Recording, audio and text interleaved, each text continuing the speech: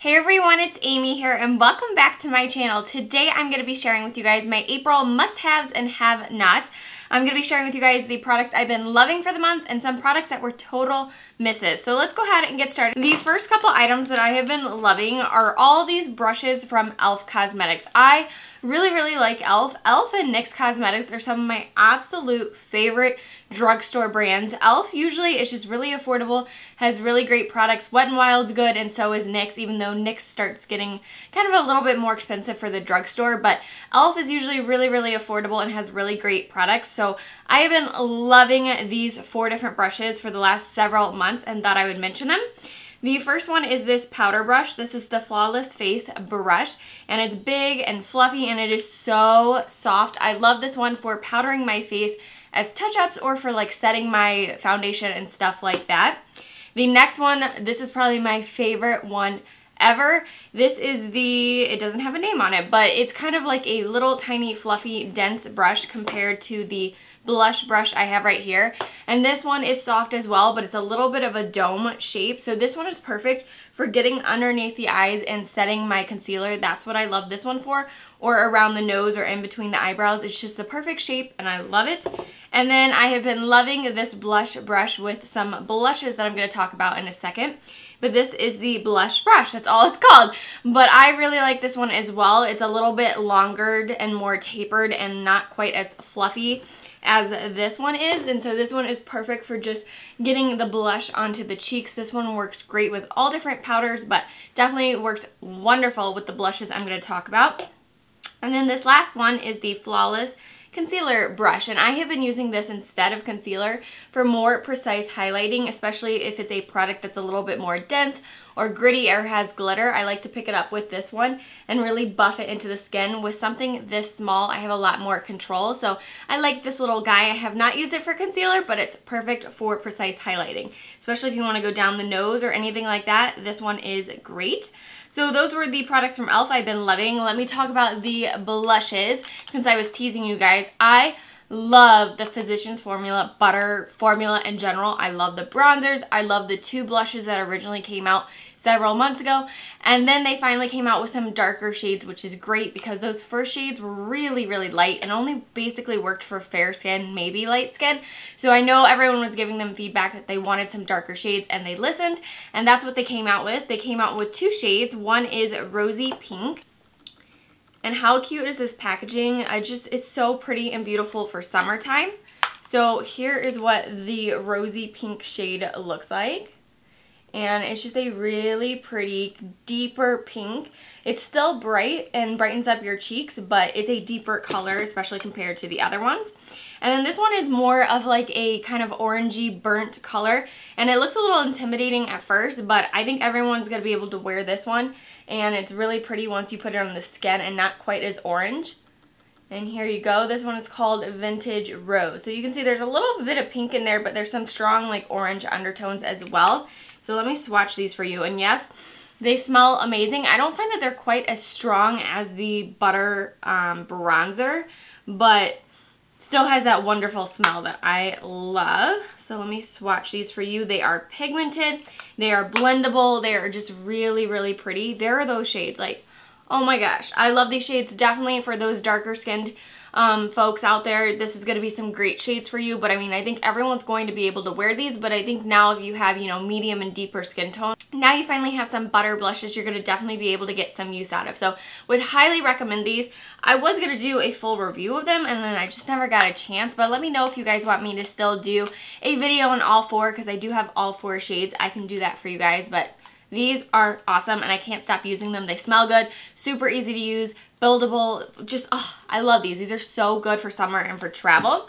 So another product that I've been obsessed with, this is probably my most used product over the last month and a half. I'm obsessed with it, and it's from MAC. This is the new Next to Nothing setting powder, or pressed powder, and I have the shade Light. Unfortunately, in this collection, there's not a shade lighter than Light. Light is the lightest. I wish they had come out with like fair shades, I think that would have been better, because I do think this does add a little bit of color to my skin tone. It's not bad, especially as we move into spring and summertime. I get a little bit more color, it'll be okay, but it definitely just adds a little bit of warmth to my face. So if you're fairer than me, just know that. And I don't know if you guys can tell, but can you tell that there is a big hole or crater starting in the middle? That is how much I've been using this powder. It is so beautiful on the skin. It blurs, it perfects, it just has a really smooth velvety texture, and then like I said, it just blurs everything out and smooths it out. So this is probably one of my favorite setting powders and under eye setting powders in a really, really long time. Now on the other side, the Have Not that I did purchase with this and have since returned is the Next to Nothing Face Color Foundation, whatever you want to call it. And I did try that out and I liked it at first. You know, it doesn't do a whole lot to the skin. It doesn't tint it a ton. It just gives a little bit of color, but it's very forgiving because it's very, very, very sheer, similar to like a water blend Makeup Forever foundation. So, you know, a lot of your skin tone will come through that. But it doesn't do a whole lot to your skin, but with that and the powder, I was liking it. And then I started to realize it was really just the powder that I was loving, because if you guys have seen reviews, a lot of people are saying it oxidizes and that it gets really, really dark. And I think that unfortunately is true. Mine didn't get horrible where it was like, boom, Oompa Loompa orange face, but I kept noticing throughout the day when I would go to the bathroom, I was like, dang, I look really tan right now. Like, I have a lot of color, and I'm like, if I go home right now and take this off, I know I'm pale as a ghost. So I didn't like that it warmed up throughout the day. It didn't turn too orange on me, but it warmed up way too much while wearing it. So unfortunately, they do oxidize. So that stinks, but then I started to realize anyways, I was like, you know what? What I'm really loving is this powder on top of it, because I didn't like wearing that foundation alone. It was kind of gummy and sticky. It wouldn't dry. Although it does blur a little bit, the powder is much, much better for that, because they are supposed to be kind of perfecting, but yet a natural, really natural look. And I liked the way it felt, but it was really the powder that was making it all put together that I really liked. So between it oxidizing and the fact that I didn't like wearing it on its own, I was like, you know what? This is a total have not. And so I ended up returning mine. I wouldn't really recommend it if you're really looking for a lightweight kind of sheer, you know, watery foundation. I would definitely go with the Makeup Forever Water Blend Foundation. That stuff is phenomenal. It sets, it looks beautiful on the skin. It just, you know, kind of smooths everything out and makes it look a little bit better than your natural skin, but yet it feels and looks really natural. Definitely would recommend that one over the MAC Next to Nothing Face Color, but highly, highly recommend this powder for sure.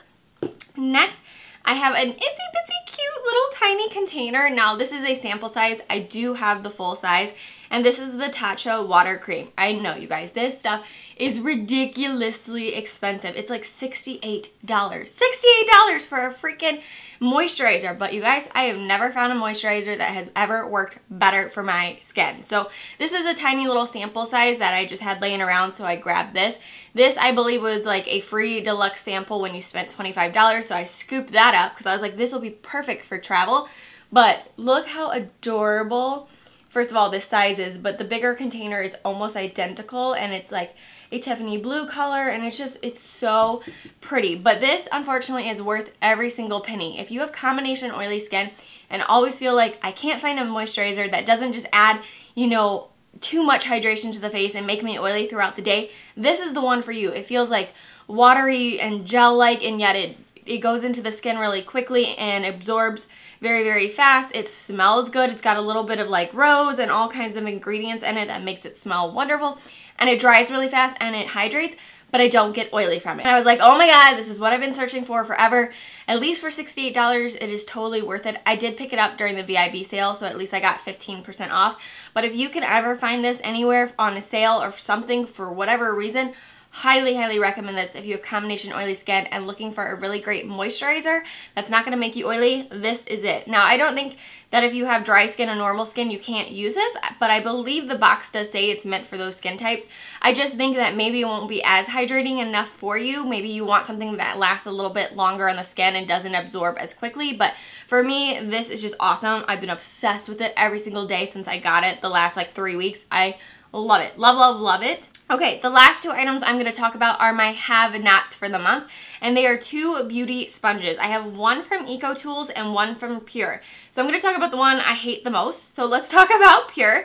I got this in a little trio of little ones. This is the blue one, a pink one, and a yellow one came in my BoxyCharm last month. And I was super excited about these because first of all, you guys, the color, you know, I was like, yes, I love this color. So I was excited to try it, hated it. I literally applied my foundation with it and it just soaked it up and kept taking my foundation off. I was like, did I put too much water on this thing? So the next time I barely damped it, still, same thing. It just soaks up your product and doesn't leave anything on your face. And it just takes away your makeup, which is one, a waste of product, and two, a waste of time. So unfortunately, this was just not very effective and it's kind of stiff. Even when I put water in it and damped it, I find that it was still stiff and not quite as spongy as my other sponges, whether it's Morphe, L'Oreal, you know, the Beauty Blender, Real Techniques, anything like that. This is just, whew, this is probably one of the worst ones I've tried in a really long time. So luckily I did not spend money on it, so I would not recommend these. Next is the Eco Tools one, and this one I'm kind of like on the fence about. I love the shape of it, how it has this flat edge. This makes it so perfect for concealer right underneath the eyes. Like so perfect for cleaning up edges around the nose. I love that. The bottom part, I'm not as crazy about. It's not horrible, but I do like other sponges better. I love the Real Techniques, I love my L'Oreal, and I love my Morphe sponges so much better than this one. I find that this one as well soaks up a little bit of product, and it's not getting the amount of coverage it should depending on what foundation I'm using. If it's a medium coverage, I feel like I'm getting more light to medium because of this sponge, and I don't know if it's because it's a different texture. Like this just feels a little bit more porous to me than my other sponges. So I find that it soaks up a little bit more product. Not bad once you kind of like break it in and use it, maybe because stuff's getting stuck in there, but definitely the first couple times I used it, I was like, ooh, I do not like this. Not on the level of that PUR sponge, but still not my favorite sponge ever overall, but I do love the edge. So if you guys see this little pack, I think you can get them individually or you can get the duo, which has the little mini one. The little mini one is perfect for just underneath the eyes as well if you want to get that one. Like I said, it's the same shape, just a smaller size, but I love it for underneath the eyes. Not so crazy about the bottom part for around the face. So this one is kind of like a have for the top part and a have not for the bottom part. But those are all the products that I've been loving and not loving as much for the month of April 2017. I hope you guys enjoyed this video. If you did, give it a big thumbs up. Definitely leave me a comment down below and let me know what products have been working and not working for you guys. I would love to hear it and we can chat down below. So I hope you guys enjoyed this video and I will see you guys very soon. Bye!